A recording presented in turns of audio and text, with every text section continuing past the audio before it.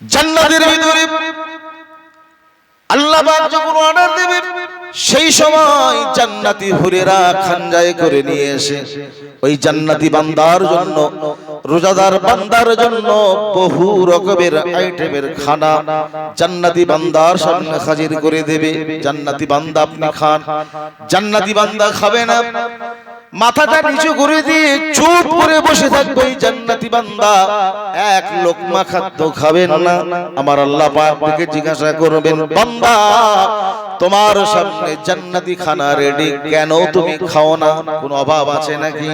জান্নাতি বান্দারা বলবে, আল্লাহ তুমি হাদিসে কুদসির বর্ণনায় বলেছিলে, আল্লাহ as-সাওমুলি, রোজা আমি আল্লাহর জন্য, ওয়া আনা আজজিবি, রোজার প্রতিদান স্বয়ং তুমি আল্লাহ পাক নিজে হাতে দেবে, এটা তোমার ওয়াদা। আল্লাহ জান্নাতের ভিতরে হুরেরা আমাদের খানা দিয়ে গেল, খাবার দিয়ে গেছে আল্লাহ, অত সময় পর্যন্ত খাবো না আল্লাহ, যত সময় পর্যন্ত তুমি নিজে হাতে আমাদের না খাওয়াবে তত সময় পর্যন্ত এক লোকমা খাদ্য খাবো না।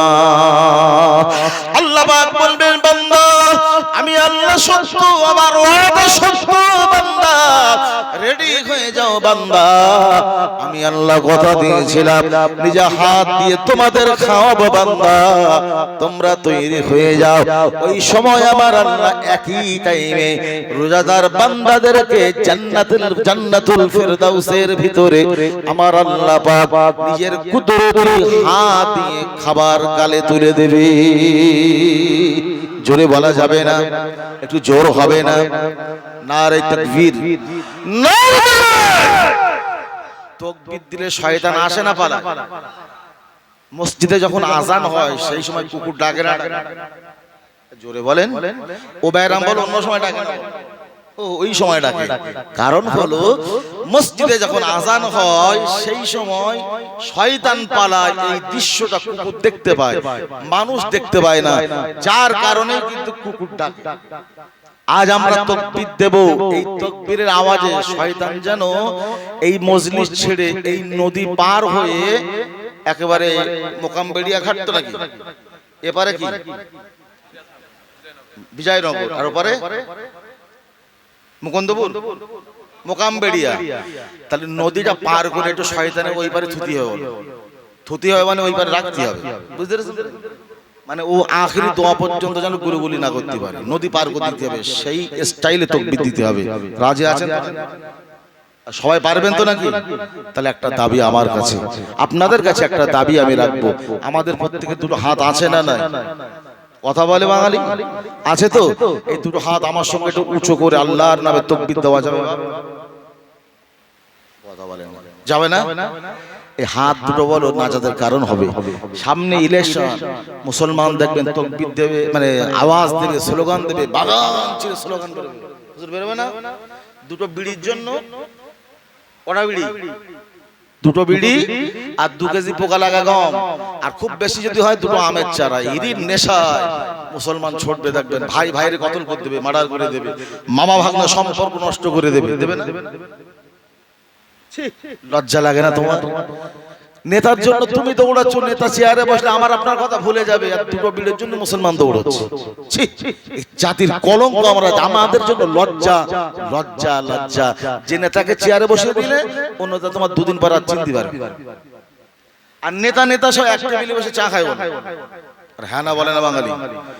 এ অসুস্থ হয় তো ও দেখতে যায়, এ ওর জন্য শাল পাঠায়, মিষ্টি পাঠায়, এ ওর জন্য দেখতে যায়, নেতা কেউ মারামারি করে না, সব আমরা। কি টাকা বাড়ি আমার আপনার 2 কেজি পোকা লাগা গমের জন্য? আমি মানে এজন্য বলতে চাইছি না, বোঝাতে চাই আমার কম বাঁচাতে হবে। কেন মারামারি করবেন? কেন মারামারি করবেন? ইসলাম তো নিষেধ করেছে, শরীয়ত তো নিষেধ করেছে, কেন মারামারি করবেন? আপনার যার পছন্দ তাকে আপনি মারামারি করবেন না, অশান্তি করবেন না, ঝামেলা করবেন না, মা ভাগ্না সম্পর্ক নষ্ট করবেন না, বাপ বেটা সম্পর্ক বিচ্ছিন্ন করবেন না। এতটুকু দাবি আপনাদের কাছে। মুসলমান ওই সময় গলা ফাটাবে, আল্লাহর নামে স্লোগান দিতে বললে আর আওয়াজ নেই। শয়তান যদি এবারে থাকে তাহলে বলে হবে না, বলো ওইবার দিতে হবে। দুটো হাত উঁচু করে একটু আল্লাহর নামে তাকবীর ধ্বনি, যে কটা ঘুমোচ্ছে যেন সব কটা উঠে আসে। পারবেন তো নাকি? সেই স্টাইলে তাকবীর দিতে হবে। ভাই একটু তোলেন না, এরকম করছেন কেন? এটা আল্লাহর নামে তাকবীর ধ্বনি। নারে তাকবীর। সত্যি কথা বলো হয়েছে? ওতে মা বোনকে যদি বলতাম মা তোমরা একটু তাকবীর দাও দিন, দেখতে পেতেন তিনটে মহিলা হাত নামান, তিনটে মহিলা এখন রাত কটা বাজে 12:30, ওরা ঝামেলা করবে। তা এই গ্রামের অর্ধেক মানুষ বুঝতে পারবে ওখানে বাস পড়তে যান, ঠিক না? বাসে ট্রেনে যেখানে যাবেন ওদের ঠেলায় অস্থির, আর আমরা মদ্দা লোক আওয়াজ দিচ্ছি না রে একদম বোম পড়া মতন আওয়াজ দিতে হবে, শয়তান যাবে আর আবার দেখবে, বলবে পিছন ফেরার টাইম যেন না পায় এমন তাকবীর ধ্বনি দেব, শয়তান ঘাটপাত করে দিতে হবে। মোটামুটি যাচ্ছে এবারে ঘাট পর্যন্ত দেন, তারপর দ্বিতীয় তাকবীর ঘাট পার হয়ে ইনশাআল্লাহ। দ্বিতীয় নাম্বার তাকবীর, এটা আল্লাহর নামে স্লোগান, নারে তাকবীর। হয়েছে মাশাআল্লাহ, হয়েছে। ছেলে যত সময় না কাঁদে মা বলে দুধ দেয় না, ঠিক না? এক কথা বলেন। আর এখনকার ছেলেগুলো খুব চালাক, পরে উঠবে তাহলে হিসাব করতে থাকে। আচ্ছা কবর থেকে আমাদের উঠতে হবে, সত্যি সত্যি কি ওটা লাগবে ভাই? হ্যাঁ না কিছু বলে না, কি ঘুম লাগছে নাকি?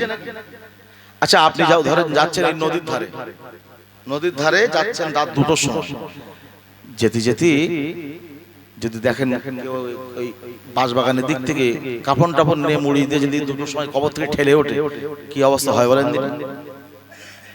ভয় লাগবে না? লাগবে, ভয় লাগবে না ভাই? দাঁড়িয়ে থাকতে পারবে? সর্বনাশ, কি সর্বনাশ! এই কবর থেকে এখন এই রাত 2টোর সময় ওঠে, পশ্চিম জ্ঞান থাকবে না কোন দিক দিয়ে যাবে, কাপড় কাছে থাকবে কি যাবে, তার বলে আর জ্ঞান থাকবে না, ছেড়ে দে মাকে দেবে। এই কবর থেকে বলে আমাদের সবার উঠতে হবে, আর মরে যা আমরা কবর থেকে উঠবো, তাহলে কি আল্লাহ মৃত তুলবে না জীবন দিয়ে উঠাবে? এই কথা বলেন না কেন সবাই? আমি প্রথমেই বলেছিলাম বলো যে আমার সঙ্গে কথা বলতে হবে। আল্লাহ পাক আমাদের মৃত উঠাবে না জীবন দিয়ে উঠাবে? জীবন দিয়ে কবর থেকে আমার আল্লাহ উঠাবে। একজন নবী ইব্রাহিম আলাইহিস সালাম আল্লাহকে বলছে, আল্লাহ আল্লাহ সবাই মরে যাবে, আর মরণের পরে মৃত্যুর পরে জীবন দিয়ে তুমি কবর থেকে তুলবে, পুনরায় জীবন দেবে, আমার না দেখতে খুব মন চাচ্ছে।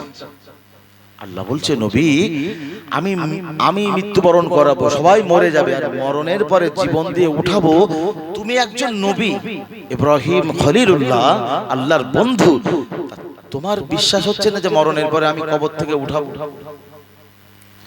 নবী ইব্রাহিম আলাইহিস সালাম বলছে, আল্লাহ বিশ্বাস আমার হয়, অবশ্যই আমার বিশ্বাস হয়, কিন্তু যদি তুমি একটু দেখাতে না, এই সোনা ভালো না দেখা ভালো? কোন যে সোনার থেকে দেখা ভালো প্রমাণ থাকে?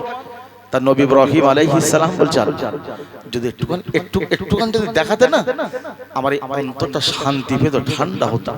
আল্লাহ আমার তুমি দেখাবে। কোন নবী? সবাই বলেন। ইব্রাহিম আলাইহিস সালাম জঙ্গল থেকে কাঠ কেটে বাড়ি যাচ্ছে। আল্লাহ পাক বললেন, নবী তোমার পুরুষ অঙ্গের বাড়তি চামড়া কেটে বাদ দাও।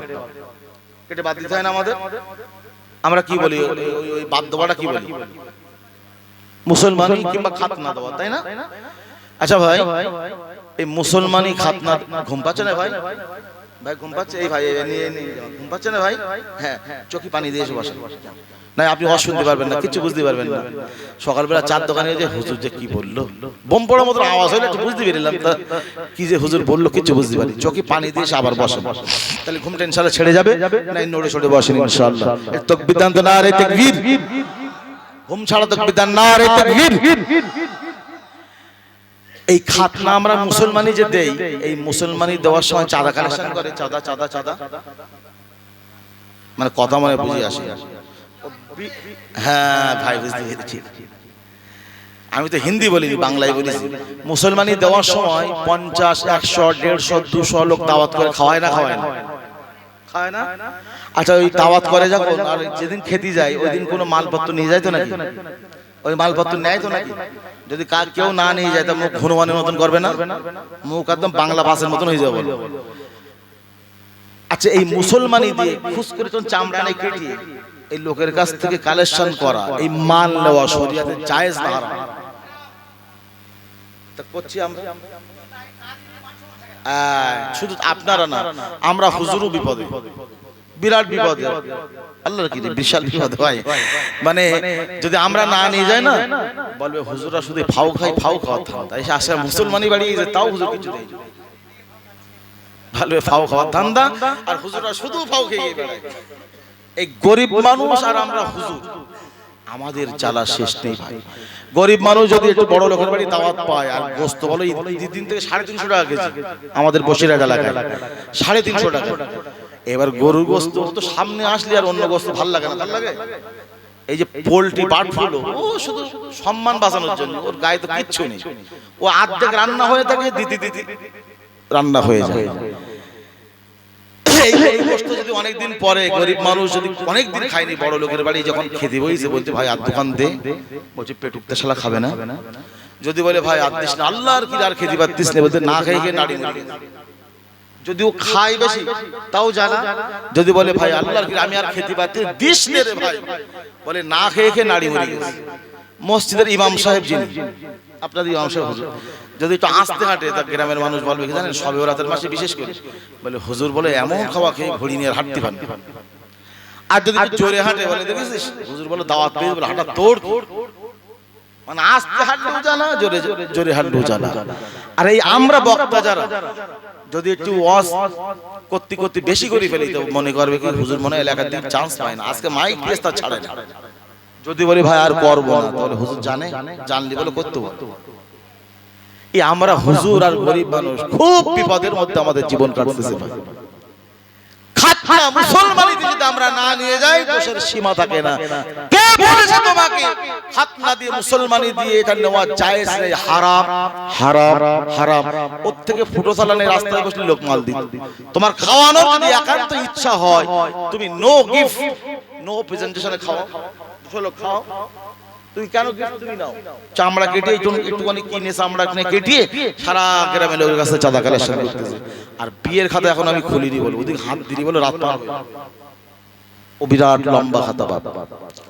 ওই নবী ইব্রাহিম আলাইহিস সালাম জঙ্গল থেকে কাঠ কেটে বাড়ির পথে রওনা। আল্লাহ পাক ডেকে বললেন, নবী ও নবী ইব্রাহিম আলাইহিস সালাম, তোমার পুরুষঙ্গের বাড়তি চামড়া কেটে বাদ দাও।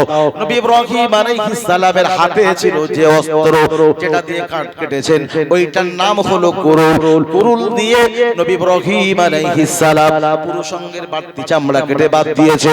যেই না কেটে বাদ দিলেন, আল্লাহ পাক ডেকে বললেন, নবী ও নবী ইব্রাহিম আলাইহিস সালাম, এই কাজ তোমাকে এখনই করতে বলিনি, তুমি বাড়িতে যে করতে পারতে, এই কাজ এখনই কেন তুমি করলে? নবী ইব্রাহিম আলাইহিস সালাম বললেন, আল্লাহ আল্লাহ, আমি তোমার খলিল, আমি তোমার নবী, আমি তোমার বন্ধু হতে পারি আল্লাহ, কিন্তু আমার হায়াত কত সময়, আমি বাড়িতে পৌঁছাতে পারবো কি পারবো না গ্যারান্টি আমার কাছে নাই আল্লাহ, আমি জানি না। আল্লাহ, বাড়িতে পৌঁছানোর আগে আগে যদি মরণ হয়ে যায়, তোমার ডাক যদি হয়ে যায়, আমি নবী ইব্রাহিম আলাইহিস সালাম আমার মৃত্যু যদি হয়ে যায়, আর তুমি হুকুম করেছো, হুকুম যদি পালন করা না হয়, কিয়ামতের আদালতে আমি তোমার নবী ইব্রাহিম আলাইহিস সালাম কি জবাবদিহি করব? আল্লাহ পাকের নবী ইব্রাহিম আলাইহিস সালাম বললেন, আল্লাহ তুমি আমার রব, যেই হুকুম করেছো সেই কাজ সাথে সাথে তোমার হুকুম পালন করে দিয়েছি। এই খাতনা দেওয়া, চামড়া কাটা নবী ইব্রাহিম আলাইহিস সালামের একটি সুন্নাত। সুন্নাত আদায় করতে যে একেবারে একদম পুরো বাস ডলে দিচ্ছে। আর বড় কথা খুলিনি, যদি শুনতে চান তাহলে ইনশাআল্লাহ হবে, বড় কথা খুলবো।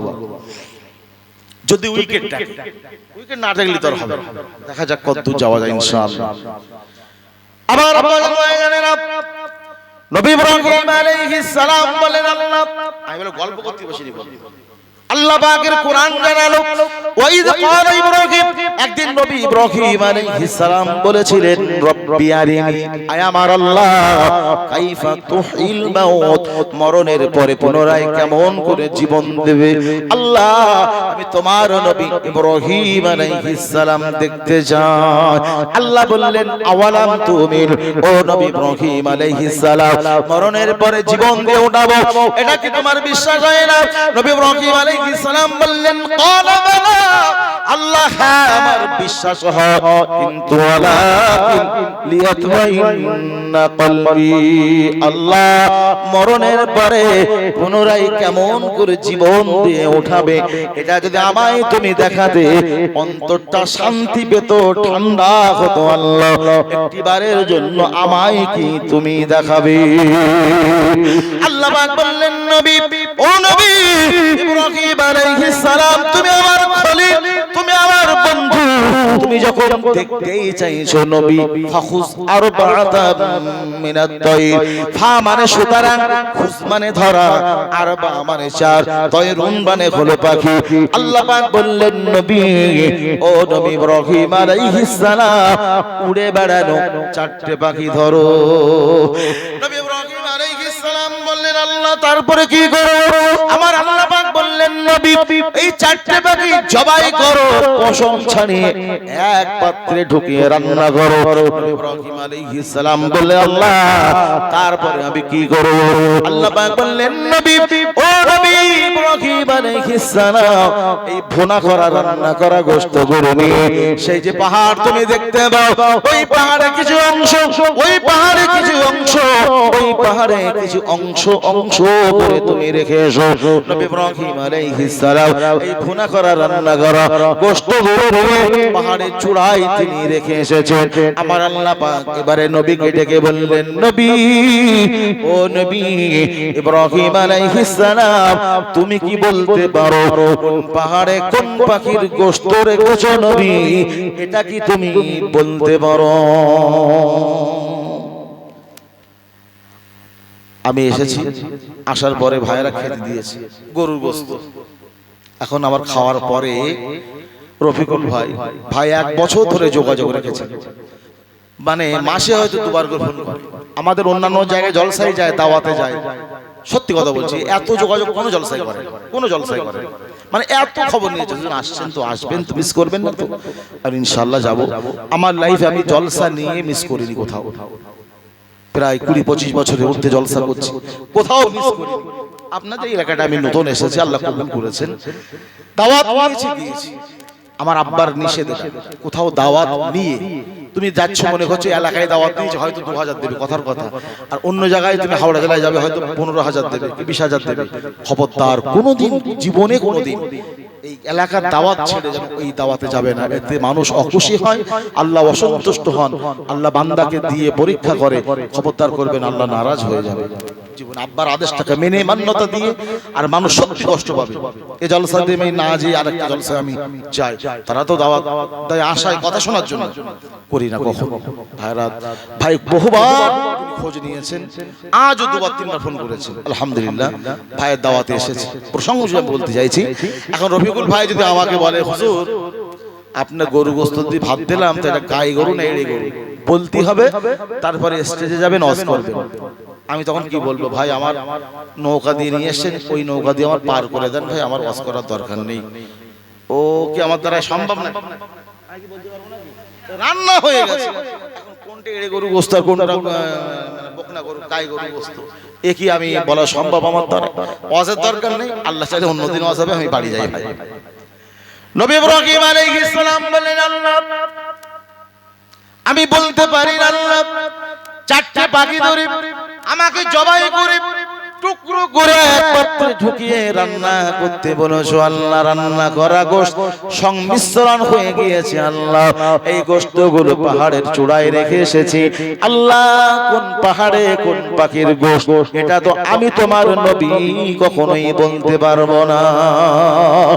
আল্লাহ পাক বললেন নবী, ও নবী ইব্রাহিম আলাইহিস সালাম, তুমি জানো না, বলতে পারো না নবী, যে জায়গায় দাঁড়িয়ে আছো নবী, ওই জায়গায় দাঁড়িয়ে থেকে পাখিগুলোর নাম ধরে ধরে তুমি ডাকো।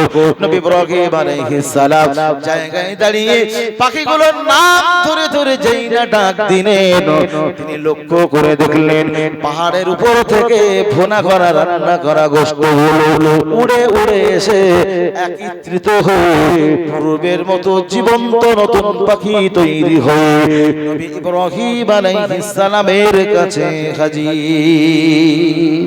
জোরে বলা যাবে না, একটু জোর হবে না? নারে তাকবীর, নারে তাকবীর, নারে। আল্লাহ পাক নিদর্শন দেখিয়েছে, বান্দা মরে কবরে আসবে, মরণের পরে জীবন দিয়ে তোমাদেরকে তুলবো বান্দা, বিচার করব বান্দা। আল্লাহ পাক বলে, বান্দা ওকুদিয়া বাইনাকুম বিল হক, আমি আল্লাহ হকের সঙ্গে বিচার করব বান্দা। ওহুম লা ইউজলামুন, না বান্দা তোমাদের প্রতি বিন্দু মাত্র জুলুম করব না বান্দা। যেমন নেকি অর্জন করেছো তার বদলাটা যেমন দেব, গুনাহ যেমন করেছো বান্দা গুনার বদলাটাও তোমাদের দেব।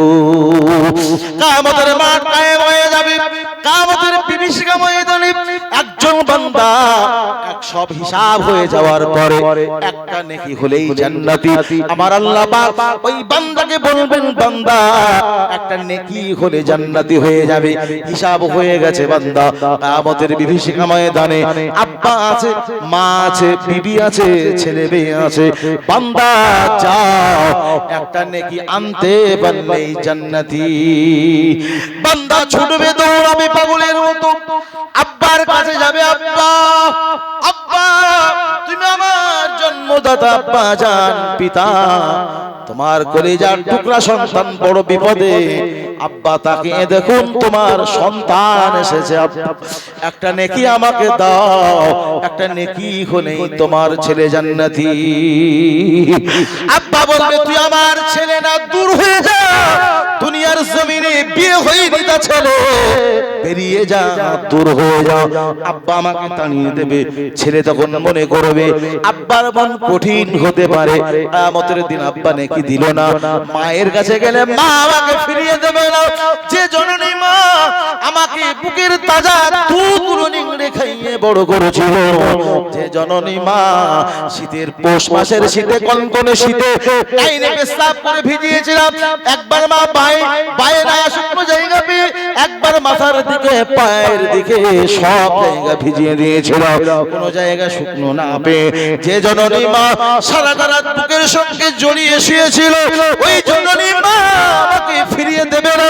সন্তান মায়ের কাছে গিয়ে বলবে, মা মা জননী আম্মা তোমার সন্তান বড় বিপদে, তোমার সন্তান এসেছে মা, আজকে একটা নেকি হলে তোমার সন্তান জান্নাতি, মা একটা নেকি তুমি আমাকে দাও।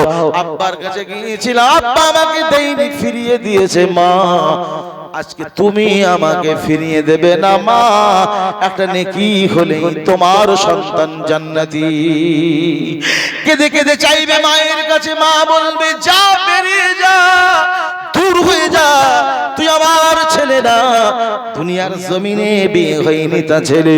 সেই দিন মাও তাড়িয়ে দেবে, আব্বা তাড়িয়ে দিল, মাও দিল, ওই বেটা মনে করবে আমার বিবি আমাকে তাড়িয়ে দেবে না, যে বিবিকে সুখে রাখার জন্য আমার প্রাণ প্রিয় বিবি, যে কথা মানুষের সঙ্গে বলা যেত না বিবির সঙ্গে বলা যেত, সে আমার অর্ধাঙ্গিনী, আমার প্রাণ প্রিয়া বিবি আমাকে ফিরিয়ে দেবে না। বিবির কাছে গিয়ে বলবে, বিবি ও বিবি দেখ তোর স্বামী এসেছে, আজ তুই আমার প্রাণ প্রিয়া বিবি, তোকে আনন্দ দেওয়ার জন্য, তোকে সুখে রাখার জন্য আমি কত কষ্ট করেছিলাম, পরিশ্রম করেছিলাম বিবি, তুই তো সব খবর জানিস রে বিবি, তোকে আমি কোনোদিন কষ্ট দেইনি, তোর মনে ব্যথা দেইনি, আজ তোর স্বামী বিপদে, বিবি রে একটা নেকি হলে তোর স্বামী জান্নাতি, একটা নেকি বাকি। বিবি বলবে, যাও বেরিয়ে যা, দূর হয়ে যা, তুই আমার স্বামী না, বিয়ে হয়নি তা স্বামী। মা তাড়িয়ে দিল, বিবি তাড়িয়ে দিল, ছেলে মেয়ে তাড়িয়ে দেবে, ওরাও নাকি দেবে না, কেউ যখন নাকি দিল না, ওই বান্দা হতাশার নিরাশ মন নিয়ে যখন ফিরবে, আল্লাহর দিকে যখন আসবে, আমার আল্লাহ বান্দাকে ডেকে জিজ্ঞাসা করবে, বান্দা বান্দা কেউ কি তোমায় একটা নেকি দিয়েছে নাকি?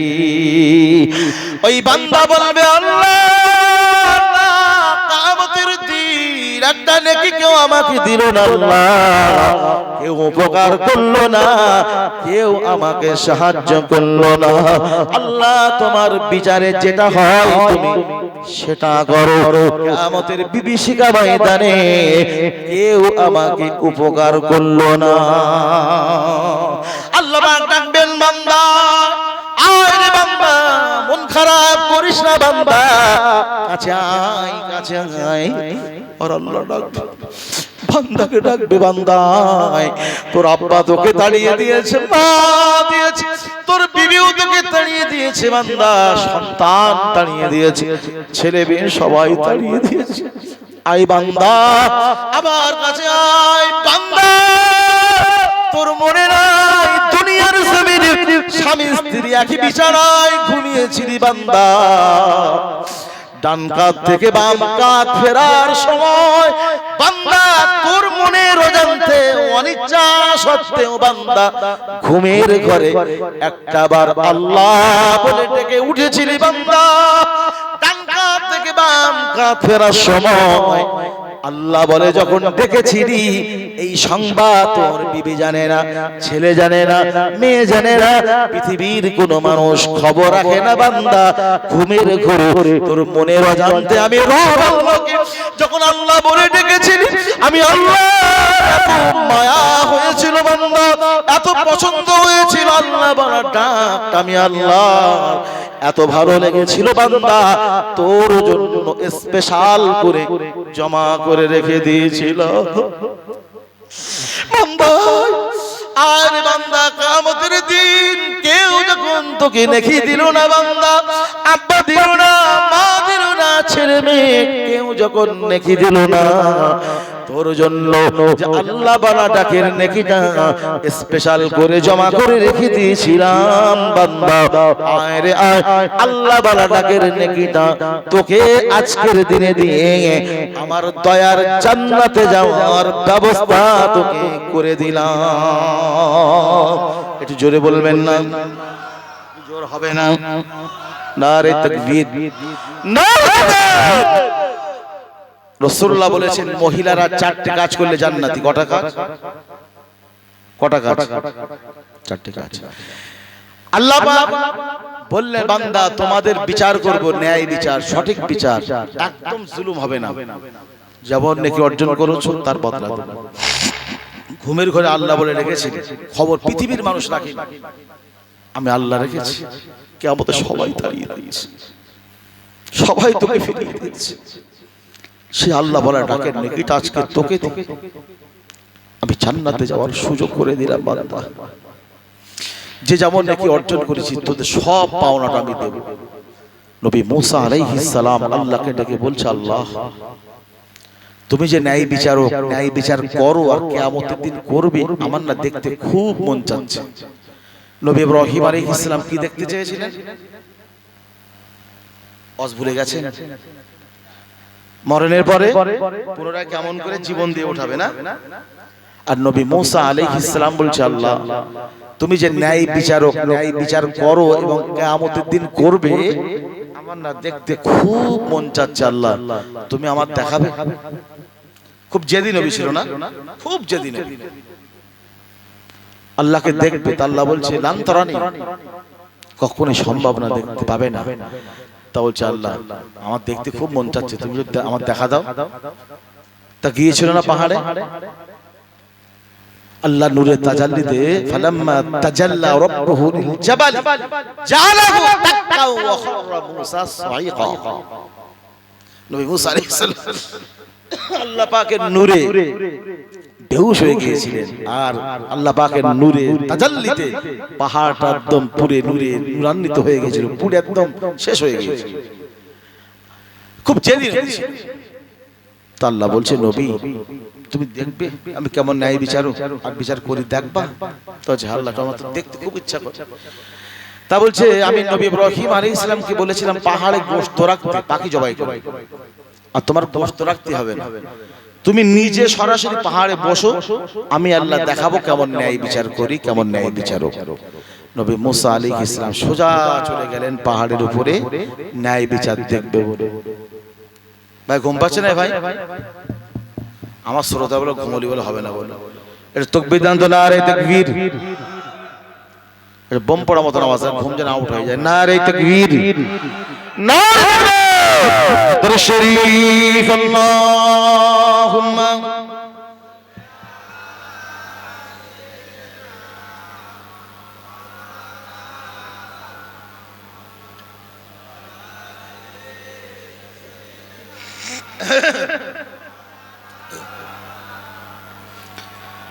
হায় রে জীবন মৃত্যু শেষ ঠিকানা পৃথিবী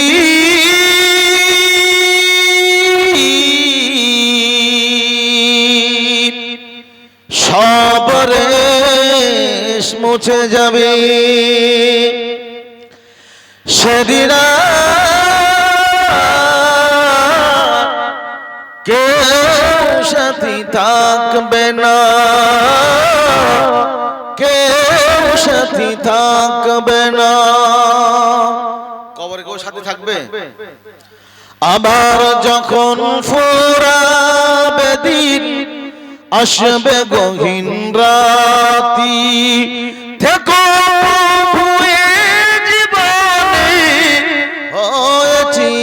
সাথী আসবে গহীন রাতি আমার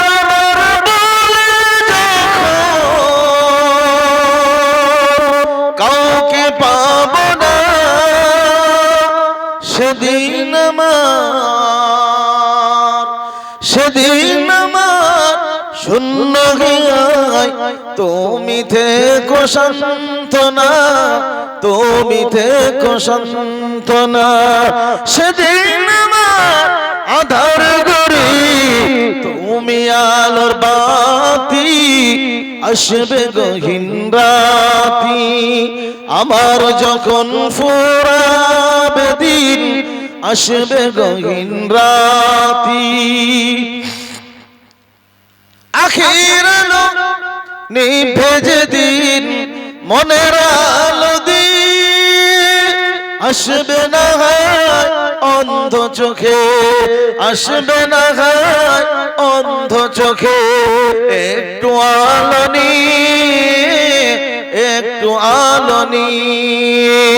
সেদিন আমার আধার গড়ে তুমি আলোর বাতি আসবে গহীন রাতি আমার যখন ফুরাবে দিন আসবে গহীন রাতি থেকো প্রভু জীবনে হয় চির সাথী আসবে গহীন রাতি আল্লাহুম্মা জোরে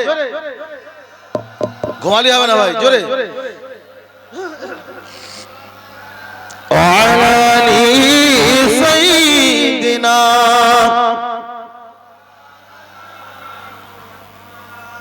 কিছু সময় চলবে না দোয়া করতে হবে নাকি পরে আসবে চলবে নাকি হ্যাঁ কারা কারা শুনতে রাজি একটু হাত আল্লাহকে দেখেন তাকবীর দেন নারে তাকবীর সেইরাম তাকবীর দেন ও ভাই তোমরা একটু জোরে দাও যাদের ঘুম লাগতেছে একদম হাত উঁচু করেন আল্লাহর নামে তাকবীর ঘুম ভেঙে যাবে না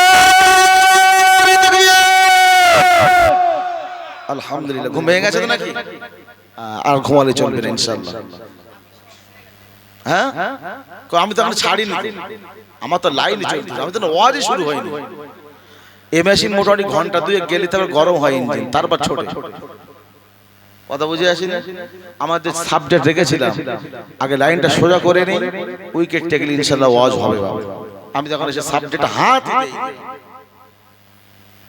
যদি উইকেটটাকে আর আপনাদের বসে থাকতে পারেন ইনশাআল্লাহ চলবে ইনশাআল্লাহ কত সময় চলবে তো ইনশাআল্লাহ রেডি আছেন তো উঠলে হবে না বলে কথা দিদি বসে থাকতে হবে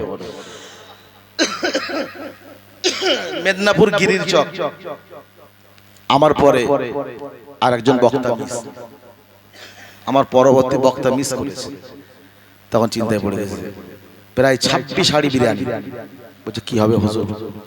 হবে না কি এবারে? আমার তো তখন অলরেডি 2 ঘন্টা 15 মিনিট হয়েই গেছে, পরবর্তী বক্তা তারও তো কমপক্ষে 2 ঘন্টা, তাহলে আমি তো 15 মিনিট করেই দিয়েছি। বলছে হুজুর কিচ্ছু করার নেই, 26 হাঁড়ি বিরিয়ানি সব মাঠে মারা যাবে, একদম সব শেষ। আল্লাহর নাম করে শুরু করলাম, 4 ঘন্টা 22 মিনিট একটানা চালিয়ে দিলাম ইনশাআল্লাহ।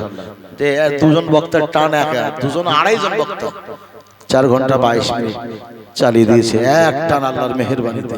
তাই মোটামুটি ঘন্টা দেড়ে গেলে তারপরে ইঞ্জিন গরম হয়, তারপরে মোটামুটি লাইন ছোটে। যদি উইকেট ডাকে ইনশাআল্লাহ কিছু সময় বলবো। রাজি আছেন তো নাকি? আলহামদুলিল্লাহ। নবী আমার বলেছেন মহিলারা 4টে কাজ করবে। কটা কাজ? 4টে কাজ করবে। মা বোনরা এসে তো ওরা একটু না বললে বলে ওরা রাগ করবে, বলে কি হুজুর বাবা আমার একটু